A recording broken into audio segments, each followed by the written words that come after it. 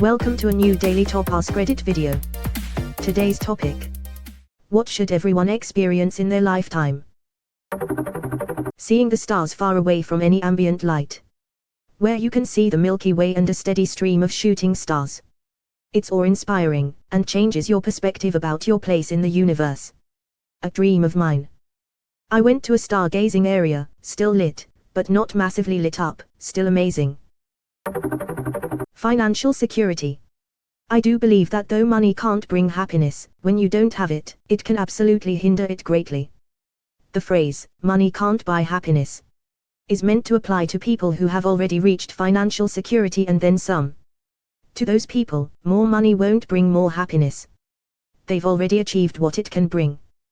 The phrase was never meant to be used as it is today, where it's told to a person living paycheck to paycheck, implying that they should find happiness within their struggle to keep afloat. No. Money for someone in that situation will certainly buy some happiness. Once they can sustain the income, then there are other paths to happiness, as more money won't bring more happiness and being able to pay your bills becomes normal and boring. I read this on Reddit and the person who wrote this was spot on. They said, money can't buy happiness, but poverty can't buy anything. Money isn't everything until you have none. Money is also really convenient when you have a serious life-altering problem. It's also useful for smaller problems. Actually, it's even good to make a regular time just a little more fun. Actually, money is absolutely correlated to happiness. A full solar eclipse. It is one of the most unnatural things I have experienced, and can understand why people for millennia have assigned supernatural attributes to it. I was watching it from beside a lake. The slow crescendo of crickets chirping as the sun turned purple and then suddenly turned into night gave me chills.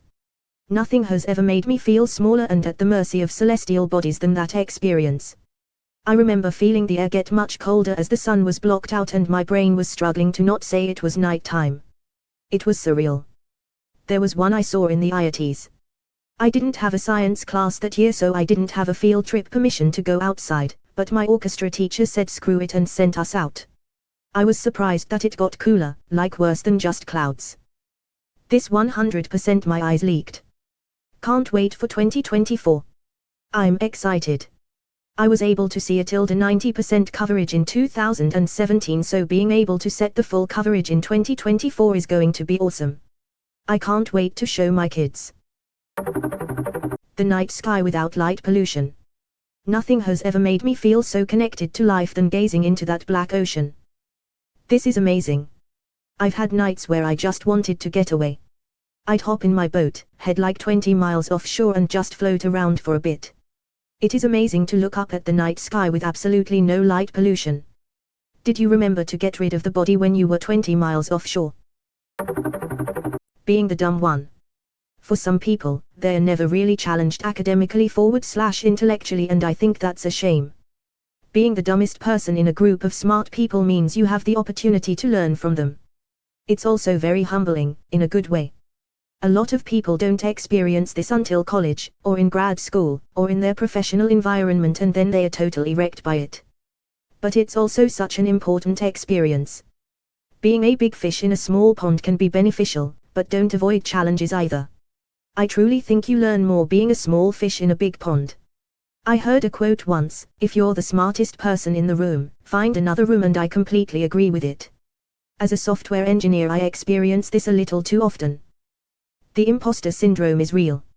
My thoughts exactly. Went to a big engineering school and day one of orientation they were like, "You're not special here. Everyone here was top of the class in high school. Be prepared to be average." And damn were they right. Failure, and I don't mean this in a bad way.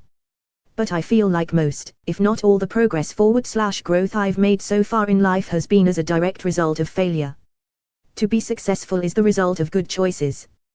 Good choices are the result of experience. Experience is the result of poor choices. Edit, of course you have to learn from your mistakes. If you keep doing the same, don't expect different results. Also, I know this is overly simplistic, it is Reddit, not an Emerson's essay.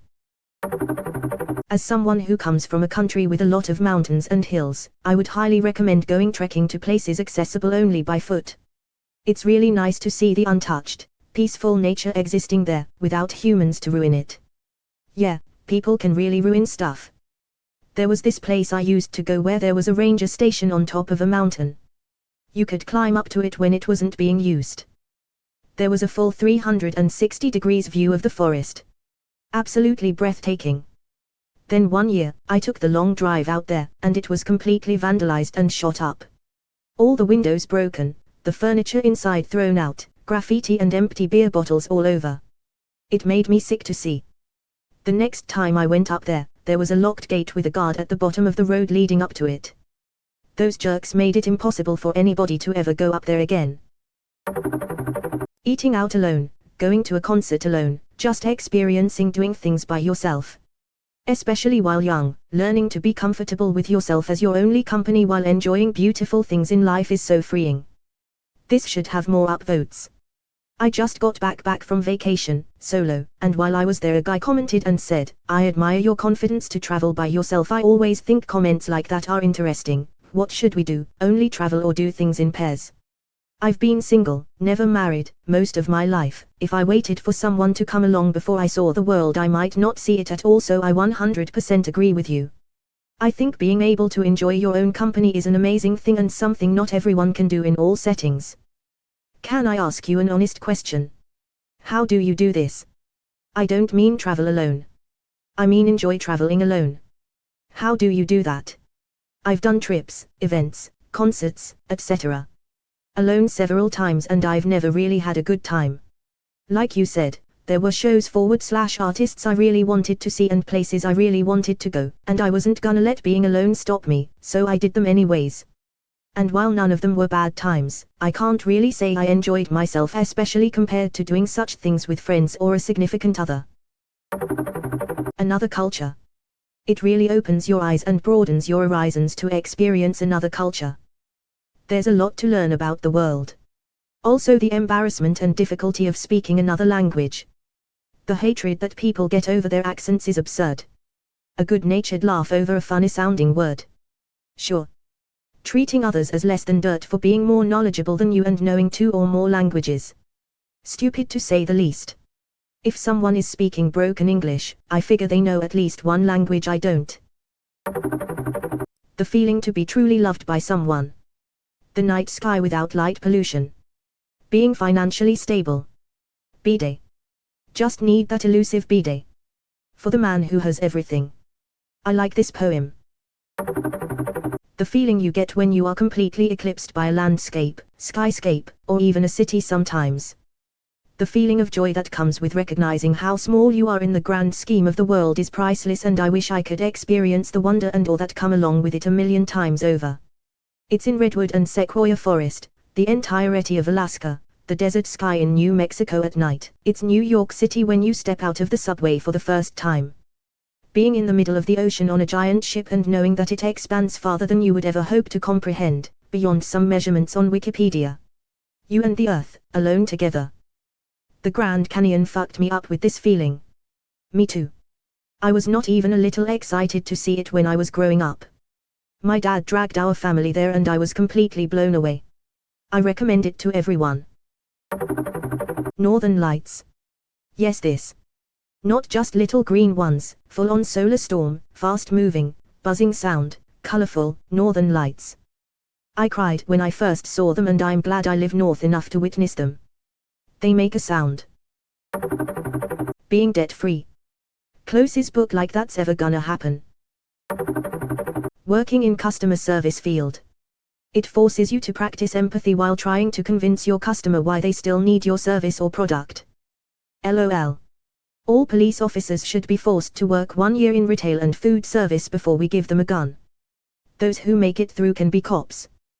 Those who fail, good. They would come out of it hating the general population more than they already do. God, yes. Absolutely everyone needs to experience what the average CSR goes through. What I hate most though, is when someone who has worked in a customer-facing role acts like a jerk to workers because I had to deal with it, so they should too. They are the worst kind of people. Making something with your own hands. Could be art, could be a fire, could be a carving or a tool or clay or a shelter in the woods. Creating something that came from you, and you alone, is a rewarding experience and gives one a true sense of pride. Just using your own hands and some tools to make something out of nothing makes me feel grounded, connected, and away from my troubles for a bit. Edit. I've just finished a winter shelter in the woods, with a raised bed off the ground and a teepee type shape. If anyone could recommend a sub to post it on, that'd be great. The complete silence in a heavy snowfall.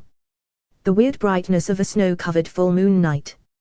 When the top layer of snow is fresh and fluffy, and moonlight sparkles off the individual snowflakes like a wave of glitter. The sound of your footsteps crunching quietly beneath you. The quiet ambient swish of snowflakes falling onto the ground and the light pattering of them hitting your jacket. It's a very peaceful feeling when the weather is just right for it.